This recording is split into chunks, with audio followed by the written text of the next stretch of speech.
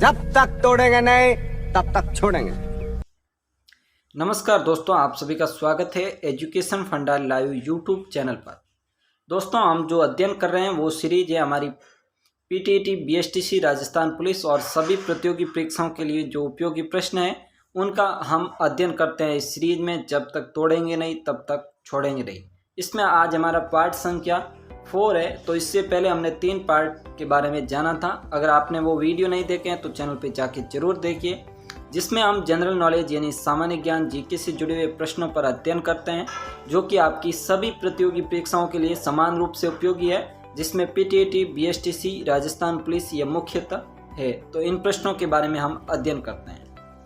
और दोस्तों, एजुकेशन से जुड़ी अपडेट निरंतर प्राप्त करने के लिए एजुकेशन फंडा लाइव यूट्यूब चैनल को सब्सक्राइब जरूर करें, ताकि आपको एजुकेशन से जुड़ी अपडेट निरंतर मिलती रहें। और दोस्तों, आपको वीडियो कैसा लगा ये कमेंट बॉक्स में कमेंट करके जरूर बताइए और वीडियो को लाइक जरूर कीजिए। चलिए दोस्तों, शुरू करते हैं आज की हमारी सीरीज का पहला प्रश्न। दोस्तों, आज की हमारी सीरीज का पहला प्रश्न है, कालीबंगा सभ्यता किस नदी के किनारे विकसित हुई? Option A Saraswati, option B Ganga, option C Sambal, option D इनमें से कोई नहीं। तो दोस्तों, आपसे सवाल पूछा गया है कि कालीबंगा सभ्यता किस नदी के किनारे विकसित हुई। तो नीचे आप कमेंट बॉक्स में उत्तर जरूर दीजिए। आपको बताना है कालीबंगा सभ्यता किस नदी के किनारे विकसित हुई। तो ऑप्शन आपके सामने है। तो चलिए चर्चा करते हैं इनमें से ऑप्शन के बारे में। तो यहाँ ऑप्शन नंबर डी में तो कोई इनमें से कोई नहीं, तो ये तो बिल्कुल ही गलत है, क्योंकि कालीबंगा सभ्यता किस नदी के किनारे विकसित हुई, तो इसमें ये ऑप्शन तो होगा ही नहीं। अब बात करें ऑप्शन सी की, तो ऑप्शन सी में चंबल, तो ये भी गलत है, क्योंकि कालीबंगा सभ्यता चंबल नदी के किनारे विकसित नहीं हुई थी। उसके बाद ऑप्शन बी गंगा, तो ये भी गलत है, क्योंकि गंगा नदी के किनारे भी कालीबंगा सभ्यता विकसित नहीं हुई थी। तो इसमें आपका करेक्ट आंसर है ऑप्शन ए यानी सरस्वती। सरस्वती नदी के किनारे कालीबंगा सभ्यता है वो विकसित हुई। तो आप चाहें तो इसका स्क्रीनशॉट ले सकते हैं, या इसकी पीडीएफ भी हमारे टेलीग्राम चैनल पर उपलब्ध है, जिसका लिंक मैं नीचे डिस्क्रिप्शन बॉक्स और कमेंट बॉक्स में दे दूंगा। वहां से आप इसकी पीडीएफ डाउनलोड कर सकते हैं और आप टेलीग्राम पे सर्च भी कर सकते हैं। हमारा टेलीग्राम चैनल का नाम है एजुकेशन फंडा लाइव। तो चलिए दोस्तों, चलते हैं आगे की ओर। आगे हम इसके बारे में जानते हैं, कालीबंगा सभ्यता के बारे में। तो 1952 में अमलानंद घोष ने इसकी खोज की।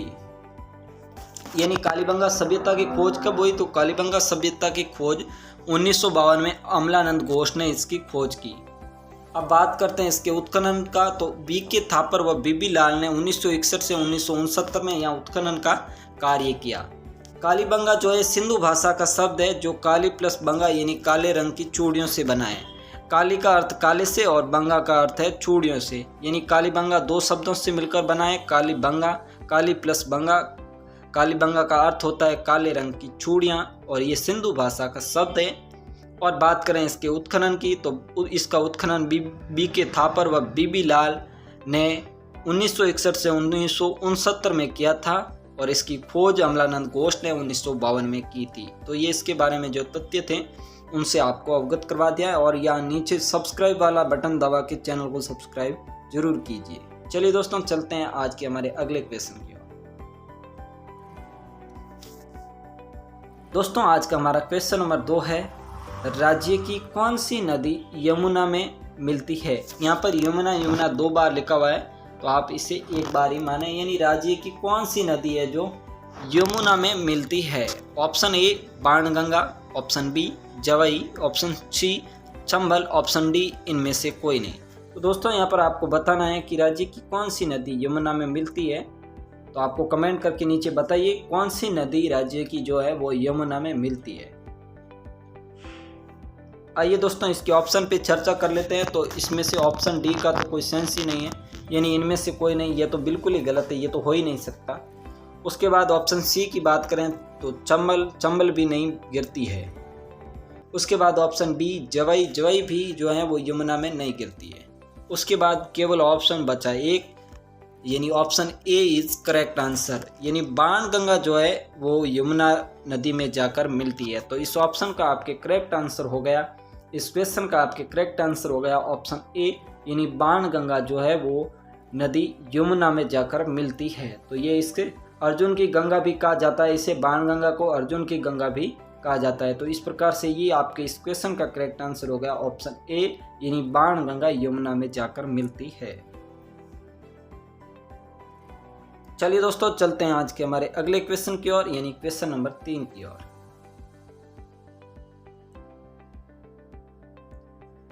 दोस्तों हमारा क्वेश्चन नंबर 3 है, ब्रह्मा मंदिर कहाँ स्थित है? Option A Pushkar, option B Merta, option C Salasar, option D Nathdwara. तो दोस्तों आपको बताना है ब्रह्मा जी का मंदिर इनमें से किस स्थान पर स्थित है। आपके सामने 4 ऑप्शन है जिनमें पुष्कर, मेड़ता, सालासर और नाथद्वारा है। तो आपको कमेंट करके बताना है ब्रह्मा जी का मंदिर कहाँ स्थित है। तो चलिए ऑप्शन के बारे में भी चर्चा कर लेते हैं। सबसे पहले ऑप्शन डी नाथद्वारा। तो नाथद्वारा में तो ब्रह्मा जी का मंदिर नहीं है। उसके बाद ऑप्शन सी यानी सालासर, तो सालासर में भी ब्रह्मा का मंदिर नहीं है। उसके बाद ऑप्शन बी यानी मेड़ता, तो मेड़ता में भी ब्रह्मा जी का मंदिर नहीं है। तो option A is correct answer, यानी पुष्कर में ब्रह्मा जी का मंदिर है। तो यहाँ पर आपके option A is correct answer, यानी ब्रह्मा जी का मंदिर जो है वो पुष्कर में स्थित है। चलिए दोस्तों, चलते हैं आज के हमारे अगले क्वेश्चन की ओर।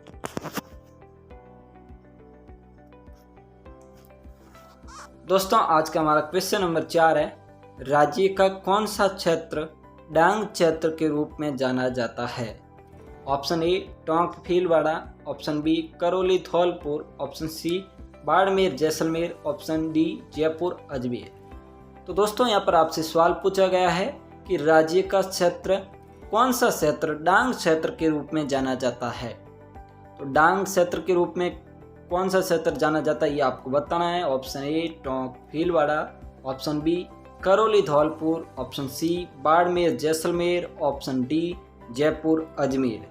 चलिए इनके ऑप्शन के बारे में चर्चा कर लेते हैं। सबसे पहले आपके ऑप्शन डी को देखते हैं। तो जयपुर अजमेर के क्षेत्र को डांग नहीं कहा जाता है। उसके बाद ऑप्शन बी बाड़मेर जैसलमेर, तो बाड़मेर जैसलमेर के क्षेत्र को भी डांग नहीं कहा जाता है। ऑप्शन ए में है टोंक भीलवाड़ा, तो टोंक भीलवाड़ा के क्षेत्र को भी डांग नहीं कहा जाता है। उसके बाद ऑप्शन आपके है बी इज करेक्ट आंसर, यानी ऑप्शन बी करेक्ट है, यानी करौली और धौलपुर का क्षेत्र है उसे डांग क्षेत्र के रूप में जाना जाता है। तो इस प्रकार से आपके इस क्वेश्चन का करेक्ट आंसर हो गया option B is correct answer, यानी करौली और धौलपुर के क्षेत्र को डांग क्षेत्र के समझ चाहता हूँ करौली और धौलपुर के क्षेत्र को डांग क्षेत्र के रूप में जाना जाता है। चलिए दोस्तों, चलते हैं आज के हमारे अगले क्वेश्चन की ओर। दोस्तों हमारा क्वेश्चन नंबर 5 है, बौद्ध मंदिर के स्मारक किस स्थान पर स्थित है? Option A Abu, option B Ajmer, option C Bairat, option D Jodhpur. तो दोस्तों आपको बताना है कि बौद्ध मंदिर के स्मारक किस स्थान पर स्थित है। Option A Abu, option B Ajmer, option C Bairat, option D Jodhpur. तो आइए दोस्तों ऑप्शन के बारे में चर्चा करते हैं। सबसे पहले देखते हैं ऑप्शन ए आबू। तो आबू में बौद्ध स्मारक नहीं है, बौद्ध मंदिर के स्मारक जो हैं वो स्थित नहीं है। उसके बाद ऑप्शन बी अजमेर, तो अजमेर में भी बौद्ध मंदिर के स्मारक स्थित नहीं है। और ऑप्शन डी इज गलत है, क्योंकि जोधपुर में भी बौद्ध मंदिर के स्मारक नहीं है। तो इसका करेक्ट आंसर हो गया आपके ऑप्शन सी, यानी बैराट में जो है वो बौद्ध मंदिर के स्मारक स्थित है। तो आपका इस क्वेश्चन का करेक्ट आंसर हो गया option C is correct answer, यानी बैराट में बौद्ध मंदिर के स्मारक स्थान स्थित है। तो ये आपके इस क्वेश्चन का करेक्ट आंसर हो गया। चलिए दोस्तों, चलते हैं अब आज के हमारे अगले क्वेश्चन की ओर, क्वेश्चन संख्या 6 की ओर। दोस्तों हमारा क्वेश्चन नंबर 6 है, बीकानेर रियासत की कुल देवी थी। ऑप्शन ए करणी माता, ऑप्शन बी अम्बा माता, ऑप्शन सी शीला देवी, ऑप्शन डी केला देवी। तो यहाँ पर दोस्तों आपसे सवाल पूछा गया है कि बीकानेर रियासत की कुल देवी कौन सी देवी थी। ऑप्शन ए करणी माता, ऑप्शन बी अम्बा माता, ऑप्शन सी शीला देवी, ऑप्शन डी केला देवी। तो आइए ऑप्शन पर चर्चा करते हैं। सबसे पहले देखते हैं ऑप्शन डी इज डी केला देवी, ये गलत है बिल्कुल, क्योंकि बीकानेर रियासत की कुल देवी केला देवी नहीं थी। ऑप्शन सी भी गलत है यहाँ पर, और ऑप्शन बी भी गलत है। तो आपके इस क्वेश्चन का करेक्ट आंसर हो गया ऑप्शन ए, यानी करणी माता। करणी माता जो है वो बीकानेर रियासत की कुल देवी थी। करणी माता के बारे में हम और तथ्य भी जानेंगे आगे। तो चलिए दोस्तों, आपके पहले इस क्वेश्चन का करेक्ट आंसर कर लेते हैं। ए इज करेक्ट आंसर, यानी करणी माता बीकानेर रियासत की कुल देवी थी। तो इस क्वेश्चन का आपके करेक्ट आंसर हो गया ऑप्शन ए। आइए अब जान लेते हैं करणी माता के बारे में। तो दोस्तों, करणी माता के बारे में जानते हैं। करणी माता बीकानेर के राठौड़ शासकों की कुल देवी करणी माता, यानी ये बीकानेर के राठौड़ शासकों की कुल देवी है। करणी माता को चुओं वाली देवी के नाम से भी विख्यात है, यानी चुओं वाली देवी के नाम से भी करणी माता विख्यात है। और सेकंड नंबर हम देखिए, करणी माता के आशीर्वाद से ही बीकानेर राज्य की स्थापना की, यानी करणी माता के आशीर्वाद के उपरांत ही बीकानेर राज्य की स्थापना की। अब 3 नंबर पॉइंट देखिए, यहाँ पर करणी माता के मंदिर में बड़ी संख्या में चूहे हैं जो काबे कहलाते हैं, यानी करणी माता के मंदिर में जो चूहे होते हैं उन्हें क्या कहते हैं? तो करणी माता के मंदिर में जो चूहे होते हैं उन्हें काबे कहते हैं, या वे काबे कहलाते हैं। और 4th नंबर पॉइंट आप देखिए, करणी माता के मंदिर में सफ़ेद चूहे के दर्शन करणी जी के दर्शन, यानी करणी माता के दर्शन है। तो यहाँ पर सबसे बड़ी बात है कि करणी माता के मंदिर में सफ़ेद चूहे पाए जाते हैं जिन्हें काबा कहा जाता है, और सफ़ेद चूहे का दर्शन करणी माता का दर्शन माना जाता है। बीकानेर राज्य की स्थापना जो है राव बीकानेर करणी माता के आशीर्वाद से ही की, और ये बीकानेर के राठौड़ शासकों की कुल देवी है जो चुओं वाली देवी के नाम से भी विख्यात है। तो ये करणी माता के बारे में कुछ तथ्य थे जिनसे आपको अवगत करवा दिया है। और करणी माता का जन्म जो है वो सुहाग गांव में हुआ था। तो ये इस प्रकार से आपके सामने तथ्य है। तो चलिए दोस्तों, आप चाहें तो इनका स्क्रीनशॉट भी ले सकते हैं। चलिए हम चलते हैं आज के हमारे अगले क्वेश्चन की ओर।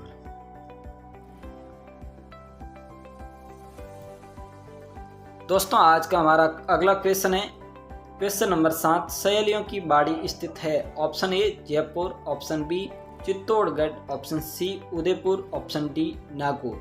तो दोस्तों, आपको बताना है सहेलियों की बाड़ी कहाँ स्थित है या किस जिले में स्थित है। Option A Jaipur, option B Chittorgarh, option C Udaipur, option D Nagaur. दोस्तों, कमेंट बॉक्स में कमेंट करके जरूर बताइए कि सहेलियों की बाड़ी कहाँ स्थित है। तो आइए ऑप्शन पर चर्चा करते हैं। सबसे पहले देखते हैं ऑप्शन ए जयपुर। तो ये गलत है, क्योंकि जयपुर में सहेलियों की बाड़ी नहीं है। ऑप्शन बी चित्तौड़गढ़ में भी सहेलियों की बाड़ी नहीं है। ऑप्शन डी नागौर में भी सहेलियों की बाड़ी नहीं है। तो इस क्वेश्चन का आपके करेक्ट आंसर होगा option C is correct answer, यानी सहेलियों की बाड़ी जो है उदयपुर में स्थित है। ये काफ़ी सुंदर बाड़ी है, उदयपुर में स्थित है। तो ये सहेलियों की बाड़ी स्थित है आपके उदयपुर में। तो ये इस क्वेश्चन का आपके इसका करेक्ट आंसर हो गया क्वेश्चन नंबर 7 का option C is correct answer, यानी उदयपुर में सहेलियों की बाड़ी स्थित है। तो चलिए दोस्तों, चलते हैं आज के हमारे अगले क्वेश्चन की ओर, यानी क्वेश्चन संख्या 8 की ओर। दोस्तों, आज का हमारा क्वेश्चन नंबर 8 है बेडस नदी का दूसरा नाम है। Option A Luni, option B Banas, option C Ayad, option D Chambal. तो यहाँ पर दोस्तों आपको बताना है बेडस नदी का दूसरा नाम क्या है। आपके सामने 4 ऑप्शन है। Option A Luni, option B Banas, option C Ayad, option D Chambal. तो आइए दोस्तों चर्चा कर लेते हैं इन ऑप्शन के बारे में। सबसे पहले देखते हैं लूणी। तो लूणी बेडस नदी का दूसरा नाम नहीं है, क्योंकि लूणी तो खुद एक नदी है। उसके बाद बनास भी बेडस नदी का दूसरा नाम नहीं है। उसके बाद ऑप्शन डी चंबल भी बेडस नदी का दूसरा नाम नहीं है। तो इसका करेक्ट आंसर होगा आपके ऑप्शन सी, यानी आयड़ जो है बेडस नदी का दूसरा नाम है, या बेडस नदी को आयड़ नदी के नाम से भी जाना जाता है। तो आपके क्वेश्चन नंबर 8 का करेक्ट आंसर हो गया ऑप्शन सी, यानी बेडस नदी का दूसरा नाम जो है वो आयड़ है, या बेडस नदी को आयड़ नदी के नाम से भी जाना जाता है। तो इस प्रकार से आपके इस क्वेश्चन का करेक्ट आंसर हो गया ऑप्शन सी, यानी बेडस नदी का दूसरा नाम आयड़ नदी है। चलिए दोस्तों, चलते हैं आज के हमारे अगले क्वेश्चन की ओर, क्वेश्चन संख्या 9 की ओर।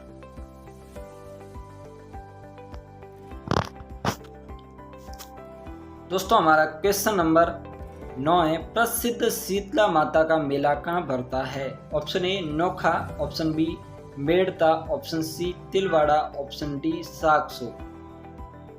दोस्तों आपको बताना है प्रसिद्ध शीतला माता का मेला कहाँ भरता है। Option A Nokha, option B Merta, option C Tilwara, option D Sagsu. दोस्तों कमेंट करके बताइए शीतला माता का प्रसिद्ध मेला कहाँ भरता है। चलिए दोस्तों ऑप्शन के बारे में चर्चा कर लेते हैं। ऑप्शन ए नोखा, नोखा में प्रसिद्ध मेला जो है वो नहीं भरता है। ऑप्शन बी भी गलत है, यानी मेड़ता में भी प्रसिद्ध शीतला माता का मेला नहीं भरता है। तिलवाड़ा जो कि पशु मेला के लिए भी विख्यात है, और बाड़मेर में यहाँ पर भी शीतला माता का प्रसिद्ध मेला नहीं भरा जाता है। आपके इस क्वेश्चन का करेक्ट आंसर है ऑप्शन डी, यानी सागसू। सागसू कहाँ है? जयपुर में है, और ये यहाँ पर प्रसिद्ध शीतला माता का मेला भरता है। तो आपके इस क्वेश्चन का करेक्ट आंसर हो गया ऑप्शन डी, यानी सागसू। सागसू में जो है प्रसिद्ध शीतला माता का मेला भरता है। तो आपके इस क्वेश्चन का करेक्ट आंसर हो गया ऑप्शन डी, सागसू। चलिए दोस्तों चलते हैं आगे की ओर।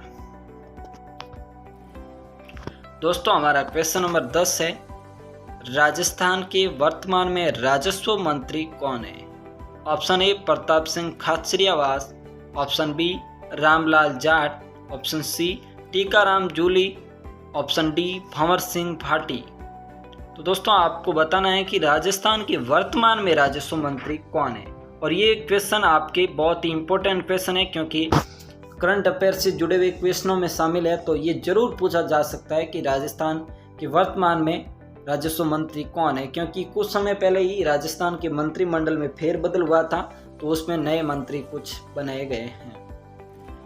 तो आपके ऑप्शन देख लेते हैं। ऑप्शन ए में है प्रताप सिंह खाचरियावास, तो ये राजस्व मंत्री नहीं है। ऑप्शन डी भंवर सिंह भाटी, तो ये भी राजस्व मंत्री नहीं है। ऑप्शन सी टीकाराम जूली, तो ये भी राजस्व मंत्री नहीं है। अब आपके पीछे बचा option B is correct answer, यानी रामलाल जाट जो है वो राजस्व मंत्री है। तो आपके इस क्वेश्चन का करेक्ट आंसर हो गया ऑप्शन बी, यानी राजस्थान के वर्तमान में राजस्व मंत्री रामलाल जाट है। तो आपके इस प्रकार से इस क्वेश्चन का correct answer option B, Ramlal Jat. चलिए दोस्तों चलते हैं आज के हमारे अगले क्वेश्चन की ओर, क्वेश्चन संख्या 11 की ओर। दोस्तों हमारा क्वेश्चन नंबर 11 है, तारागढ़ दुर्ग किस जिले में स्थित है? Option A Ajmer, option B Barmer, option C Karauli, option D Bikaner. तो यहाँ पर दोस्तों आपको बताना है कि तारागढ़ दुर्ग या तारागढ़ का किला किस जिले में स्थित है। Option A Jaipur, option B Barmer, option C Karauli, option D Bikaner. दोस्तों कमेंट करके बताइए तारागढ़ दुर्ग किस जिले में स्थित है। चलिए दोस्तों चलते हैं ऑप्शन के बारे में चर्चा कर लेते हैं। सबसे पहले देखते हैं ऑप्शन डी, यानी बीकानेर। बीकानेर में तारागढ़ दुर्ग नहीं है। उसके बाद करौली, तो करौली में भी तारागढ़ दुर्ग नहीं है। उसके बाद ऑप्शन बी बाड़मेर, बाड़मेर में भी जो है वो तारागढ़ दुर्ग नहीं है। तो आपके इसका करेक्ट आंसर होगा ऑप्शन ए, यानी अजमेर। अजमेर में जो है तारागढ़ दुर्ग स्थित है। तो इस प्रकार से आपके इस क्वेश्चन का करेक्ट आंसर हो गया ऑप्शन ए, यानी अजमेर। अजमेर में तारागढ़ दुर्ग स्थित है। चलिए दोस्तों चलते हैं आज के हमारे अगले क्वेश्चन की ओर, यानी क्वेश्चन संख्या 12 की ओर। दोस्तों हमारा क्वेश्चन संख्या 12 है, केवलादेव खन्ना राष्ट्रीय पक्षी अभयारण्य किस जिले में स्थित है? Option A Karauli, option B Udaipur, option C Bharatpur, option D इनमें से कोई नहीं। तो यहाँ पर दोस्तों आपको बताना है कि केवलादेव खन्ना राष्ट्रीय पक्षी अभयारण्य किस जिले में स्थित है। चलिए दोस्तों चर्चा करते हैं ऑप्शन के बारे में। सबसे पहले देखते हैं ऑप्शन ए, यानी करौली। तो करौली में केवलादेव खन्ना पक्षी राष्ट्रीय अभयारण्य नहीं है। उसके बाद ऑप्शन बी उदयपुर। उदयपुर में भी केवलादेव खन्ना पक्षी अभयारण्य नहीं है। और यहाँ पर ऑप्शन डी तो हो भी नहीं सकता। तो इसके बाद आपके करेक्ट आंसर होगा इसका ऑप्शन सी, यानी भरतपुर। भरतपुर में जो है केवलादेव खन्ना राष्ट्रीय पक्षी अभयारण्य स्थित है। तो इस प्रकार से आपके क्वेश्चन संख्या 12 का करेक्ट आंसर है ऑप्शन सी, यानी भरतपुर। भरतपुर में केवलादेव खन्ना राष्ट्रीय पक्षी अभयारण्य स्थित है। और दोस्तों एक बार फिर से आपको याद दिला दूं कि अगर आप चैनल पर नए हैं तो चैनल को सब्सक्राइब जरूर कीजिए और अपने दोस्तों के साथ भी शेयर कीजिए। चैनल को सब्सक्राइब जरूर कीजिए ताकि आपको एजुकेशन से जुड़ी अपडेट निरंतर प्राप्त होती रहे। आपकी कोई जिज्ञासा या सुझाव है तो वह आप कमेंट बॉक्स के माध्यम से कमेंट करके जरूर बताइए। चलिए दोस्तों चलते हैं हमारे आज के अगले क्वेश्चन की ओर, यानी क्वेश्चन संख्या 13 की ओर। दोस्तों हमारा क्वेश्चन संख्या 13 है, जौहर मेला कहाँ बढ़ता है? Option A Jaipur, option B Chittorgarh, option C Bhilwara, option D Jaisalmer. तो दोस्तों यहाँ पर आपको बताना है कि जौहर मेला कहाँ भरता है। आपके सामने ऑप्शन ए में Jaipur, option B Chittorgarh, option C Bhilwara, option D Jaisalmer. तो आइए दोस्तों ऑप्शन के बारे में चर्चा कर लेते हैं। तो दोस्तों यहाँ पर आपके दिया गया है ऑप्शन ए जयपुर, तो जयपुर में जो है जौहर मेला नहीं भरता है। उसके बाद ऑप्शन डी जैसलमेर, तो जैसलमेर में भी जौहर मेला नहीं भरता है। हालांकि यहाँ पर जैसलमेर में 2.5 साके जरूर हुए थे, जिसमें से 2 साकों में तो महिलाओं ने जौहर किया था, जबकि एक साका हुआ था जिसमें महिलाएं जौहर नहीं कर पाई लेकिन पुरुषों ने केसरिया कर लिया था। तो ये जैसलमेर 2.5 साकों के लिए भी प्रसिद्ध है। उसके बाद ऑप्शन सी भीलवाड़ा, तो ये भी यहाँ पर भी जौहर मेला जो है वो नहीं भरता है। उसके बाद आपके option D is correct answer, ये चित्तौड़ में जो है वो जौहर मेला भरता है। तो आपके इस क्वेश्चन का करेक्ट आंसर हो गया ऑप्शन बी यानी चित्तौड़। चलिए दोस्तों चलते हैं आज के हमारे अगले क्वेश्चन की ओर, यानी क्वेश्चन नंबर 14 की ओर। दोस्तों हमारे क्वेश्चन नंबर 14 है, झुंझुनू जिला किस धातु के लिए प्रसिद्ध है? ऑप्शन ए सोना, ऑप्शन बी तांबा, ऑप्शन सी कोयला, ऑप्शन डी लोहा। तो यहाँ पर दोस्तों आपको कमेंट करके बताना है कि झुंझुनू जिला किस धातु के लिए प्रसिद्ध है। तो आइए इनके ऑप्शन के बारे में भी चर्चा कर लेते हैं, तब तक आप कमेंट बॉक्स में उत्तर जरूर दीजिए। ऑप्शन ए सोना, तो सोने के लिए झुंझुनू जो है वो प्रसिद्ध नहीं है। ऑप्शन डी में लोहे के लिए भी झुंझुनू प्रसिद्ध नहीं है। कोयले के लिए भी झुंझुनू प्रसिद्ध नहीं है। तो झुंझुनू किस लिए प्रसिद्ध है? झुंझुनू तांबे के लिए प्रसिद्ध है। और इसका करेक्ट आंसर होगा आपके ऑप्शन बी, क्योंकि झुंझुनू की जो खेतड़ी की तांबे की खदानें हैं वो काफ़ी फेमस है और प्रसिद्ध भी है। तो झुंझुनू जो है वो तांबे की धातु के लिए प्रसिद्ध है और झुंझुनू में तांबे की खदानें भी काफ़ी संख्या में, खेतड़ी जो है वो इसी के लिए फेमस है, तांबे की खदानों के लिए। तो इस प्रकार से आपके क्वेश्चन संख्या 14 का करेक्ट आंसर होगा ऑप्शन बी यानी तांबा। झुंझुनू जिला तांबा धातु के लिए प्रसिद्ध है। चलिए दोस्तों चलते हैं आज के हमारे अगले क्वेश्चन की ओर, यानी क्वेश्चन संख्या 15 की ओर। दोस्तों हमारा क्वेश्चन संख्या 15 है, डबोक हवाई अड्डा कहाँ स्थित है? Option A Ajmer, option B Jaipur, option C Udaipur, option D Kota. तो यहाँ पर दोस्तों आपको बताना है कि डबोक हवाई अड्डा कहाँ स्थित है। ऑप्शन ए अजमेर, तो अजमेर में डबोक हवाई अड्डा नहीं है। ऑप्शन बी जयपुर, तो जयपुर में भी डबोक हवाई अड्डा नहीं है। ऑप्शन डी कोटा में भी डबोक हवाई अड्डा नहीं है। तो इस क्वेश्चन का आपके करेक्ट आंसर होगा ऑप्शन सी यानी उदयपुर में जो है वो डबोक हवाई अड्डा है। तो आपके इस क्वेश्चन का करेक्ट आंसर होगा option C is correct answer, यानी उदयपुर में डबोक हवाई अड्डा स्थित है। ये प्रश्न भी आपके काफ़ी इंपॉर्टेंट प्रश्नों में शामिल है, क्योंकि ये भी कई बार प्रतियोगी परीक्षाओं में पूछा जा चुका है। चलिए दोस्तों चलते हैं आज के हमारे अगले क्वेश्चन की ओर, यानी क्वेश्चन संख्या 16 की ओर। दोस्तों हमारा क्वेश्चन संख्या 16 है, राजस्थान में राज्यसभा में कुल कितने सदस्य निर्वाचित होते हैं? Option A 20, option B 25, option C 10, option D 15। तो यहाँ पर दोस्तों आपको बताना है राजस्थान में राज्यसभा में कुल कितने सदस्य निर्वाचित होते हैं। तो आइए इनके ऑप्शन के बारे में चर्चा कर लेते हैं। पहला ऑप्शन है ऑप्शन ए 20, यानी ये तो बिल्कुल गलत है, क्योंकि 20 सदस्य जो हैं राज्यसभा के राजस्थान से निर्वाचित नहीं होते हैं। फिर देखते हैं ऑप्शन बी यानी 25 राज्यसभा के लिए नहीं, 25 जो है वो लोकसभा सदस्य चुने जाते हैं राजस्थान से। लोकसभा के लिए 25 सदस्य जो हैं वो राजस्थान से चुने जाते हैं।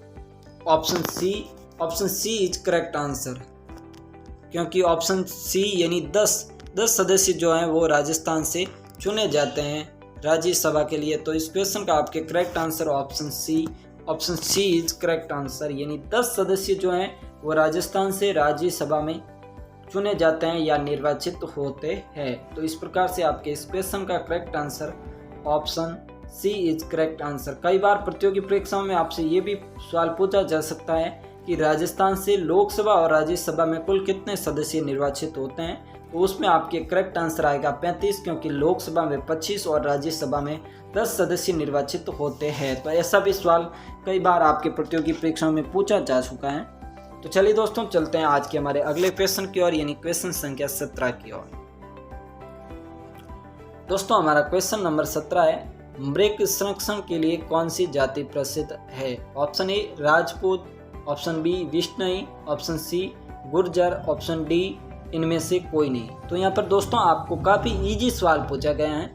आपको बताना है कि मृग संरक्षण के लिए कौन सी जाति प्रसिद्ध है। Option A Rajput, option B Bishnoi, option C Gurjar, option D इनमें से कोई नहीं। तो आइए दोस्तों चर्चा कर लेते हैं ऑप्शन के बारे में। ऑप्शन ए राजपूत, तो राजपूत जो है मृग संरक्षण के लिए प्रसिद्ध नहीं है।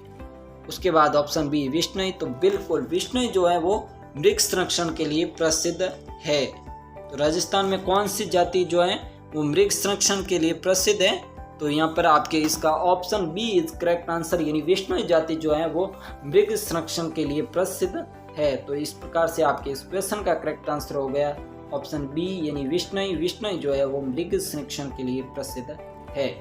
चलिए दोस्तों चलते हैं आज के हमारे अगले क्वेश्चन की ओर, यानी क्वेश्चन संख्या 18 की ओर। दोस्तों हमारा क्वेश्चन संख्या 18 है, किस जिले की सीमा उत्तर प्रदेश राज्य से मिलती है? Option A Karauli, option B Bharatpur, option C Jaipur, option D Kota. तो यहाँ पर दोस्तों आपको बताना है कि जिले की सीमा जो है वो उत्तर प्रदेश राज्य से मिलती है। यहाँ पर आपके लिए मैप भी दिया हुआ है, तो आप मैप को भी देख सकते हैं। यहाँ पर किन किन जिलों की जो सीमा है वो किस जिले की सीमा है जो उत्तर प्रदेश राज्य से मिलती है। तो यहाँ पर हमारे ऑप्शन है करौली, भरतपुर, जयपुर और कोटा। तो यहाँ पर हम देखते हैं सबसे पहले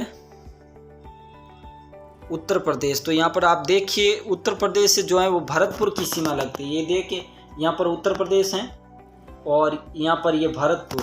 तो आपके इस क्वेश्चन का करेक्ट आंसर होगा भरतपुर, यानी भरतपुर की जो सीमा है वो उत्तर प्रदेश से लगती है। तो यहाँ पर आप देख सकते हैं उत्तर प्रदेश की सीमा जो है वो भरतपुर की सीमा जो है वो उत्तर प्रदेश राज्य से लगती है। तो आपके इस क्वेश्चन का करेक्ट आंसर हो गया option B is correct answer, यानी भरतपुर की सीमा जो है वो उत्तर प्रदेश राज्य से मिलती है।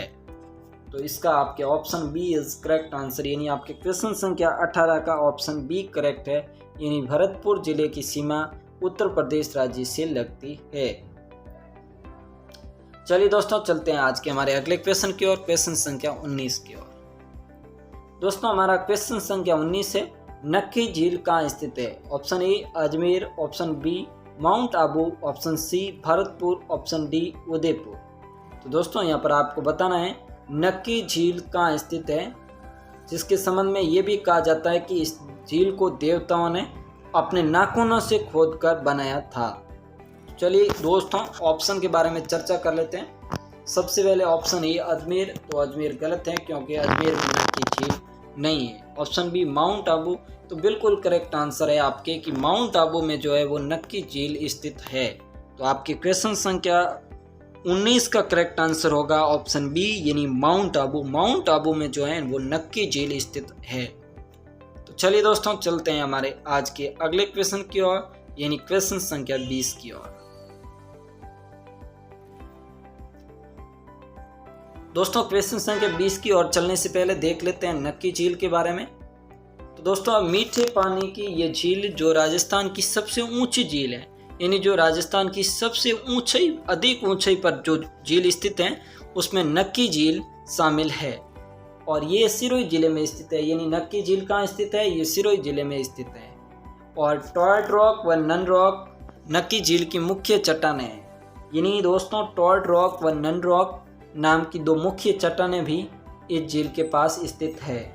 तो ये मीठे पानी की झील है, नक्की झील मीठे पानी की झील है और ये राजस्थान की सबसे ऊंची झील है, यानी सर्वाधिक ऊंचाई पर स्थित ये झील है। और ये किस जिले में स्थित है? तो ये सिरोही जिले में स्थित है। यहाँ पर कौन सी चट्टानें हैं प्रसिद्ध या मुख्य चट्टानें? तो ट्रॉड रॉक व नन रॉक दो चट्टानें यहाँ पर स्थित है। तो यहाँ पर आप देख सकते हैं ट्रॉड रॉक व नन रॉक नक्की झील की जो मुख्य चट्टानें हैं।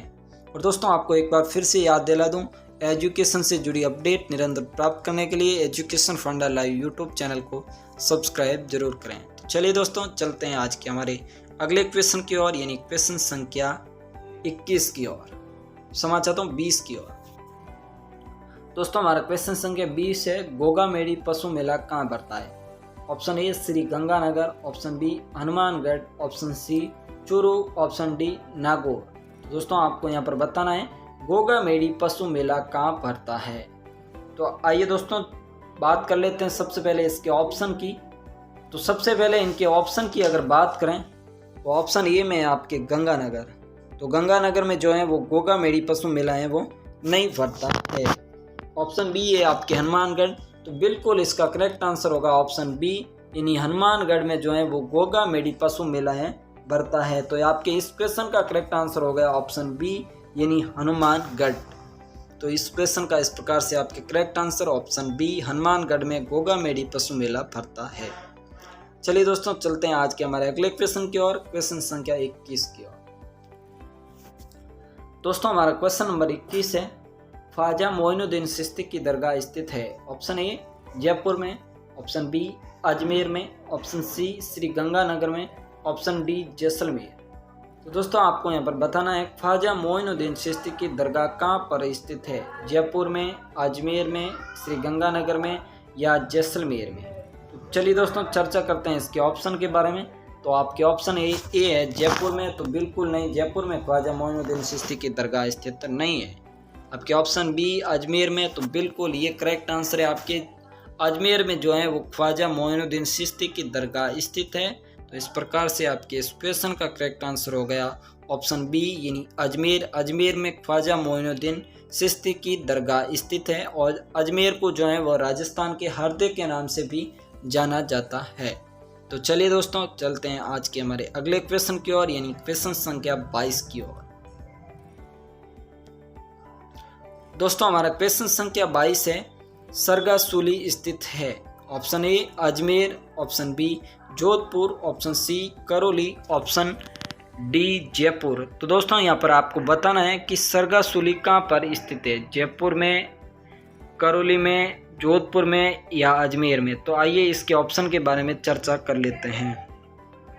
सबसे पहले देखते हैं ऑप्शन ए, यानी अजमेर। अजमेर में सरगासूली स्थित नहीं है। ऑप्शन बी जोधपुर में, जोधपुर में भी सरगासूली स्थित नहीं है। ऑप्शन सी करौली, करौली में भी सरगासूली स्थित नहीं है। तो आपके इस क्वेश्चन का करेक्ट आंसर हो गया ऑप्शन डी, यानी जयपुर। जयपुर में जो है वो सरगासूली स्थित है। तो इस प्रकार से आपके इस क्वेश्चन का करेक्ट आंसर ऑप्शन डी, यानी Jaipur. Jaipur is correct answer. चलिए दोस्तों चलते हैं आज के हमारे अगले क्वेश्चन की ओर, यानी क्वेश्चन संख्या 23 की ओर। दोस्तों हमारा क्वेश्चन संख्या 23 है, मूल अधिकारों का संबंध है।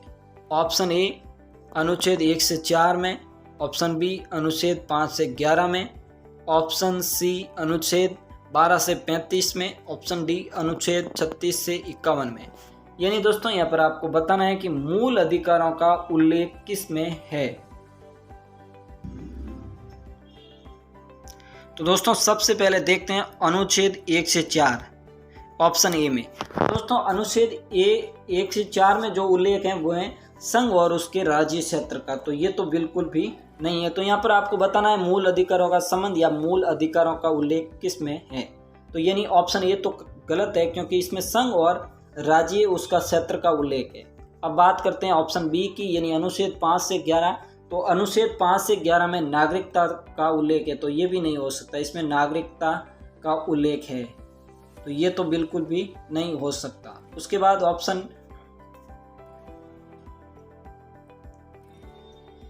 सी है आपके।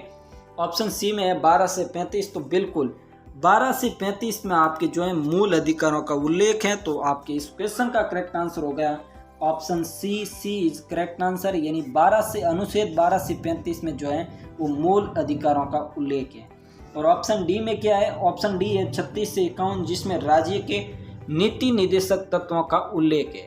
तो इसमें राज्य के आपके नीति निर्देशक तत्वों का उल्लेख है। तो इस प्रकार से आपके इस क्वेश्चन का answer option C is correct answer. चलिए दोस्तों, चलते हैं आज के हमारे अगले क्वेश्चन की ओर, यानी क्वेश्चन संख्या 24 की ओर। दोस्तों, हमारा क्वेश्चन संख्या 24 है, भारत का राष्ट्रपति बनने के लिए न्यूनतम आयु सीमा है। ऑप्शन ए 21 वर्ष, ऑप्शन बी 28 वर्ष, ऑप्शन सी 35 वर्ष, ऑप्शन डी 25 वर्ष। दोस्तों, यहाँ पर आपको बताना है कि भारत का राष्ट्रपति बनने के लिए न्यूनतम आयु सीमा कितनी है। तो आइए दोस्तों, ऑप्शन के बारे में चर्चा कर लेते हैं। ऑप्शन ए 21 वर्ष, तो ये गलत है क्योंकि ये सही नहीं है भारत के राष्ट्रपति बनने के लिए आयु में। ऑप्शन बी 28 वर्ष, तो ये भी गलत है क्योंकि भारत का राष्ट्रपति बनने के लिए 28 वर्ष आयु भी सही नहीं है। ऑप्शन सी में है आपके 35 वर्ष, तो ये बिल्कुल करेक्ट आंसर है, यानी भारत का राष्ट्रपति बनने के लिए 35 वर्ष की आयु होना आवश्यक है। तो option C is correct answer, यानी 35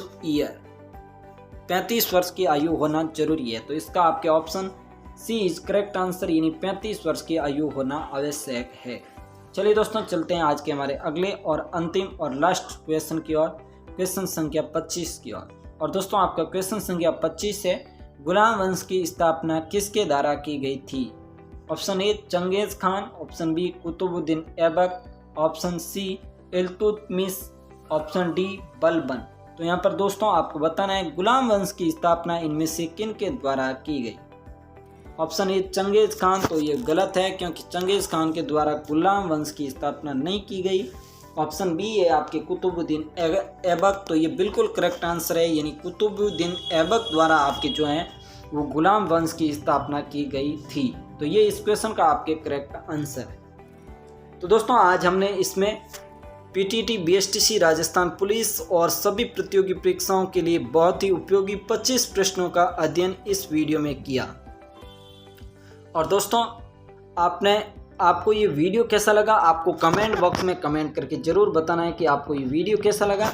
और दोस्तों, एजुकेशन से जुड़ी अपडेट निरंतर प्राप्त करने के लिए एजुकेशन फंडा लाइव यूट्यूब चैनल को सब्सक्राइब जरूर करना है। आपको यहाँ पर नीचे सब्सक्राइब का बटन दिखाई दे रहा होगा, उस पर क्लिक करके चैनल को सब्सक्राइब जरूर कीजिए। और आपको वीडियो कैसा लगा है ये कमेंट बॉक्स में आपको कमेंट करके ज़रूर बताना है और वीडियो को लाइक ज़रूर करना है। तो धन्यवाद दोस्तों, आज की इस वीडियो में इतना ही।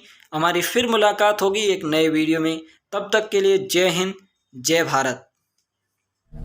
जब तक तोड़ेंगे नहीं तब तक छोड़ेंगे।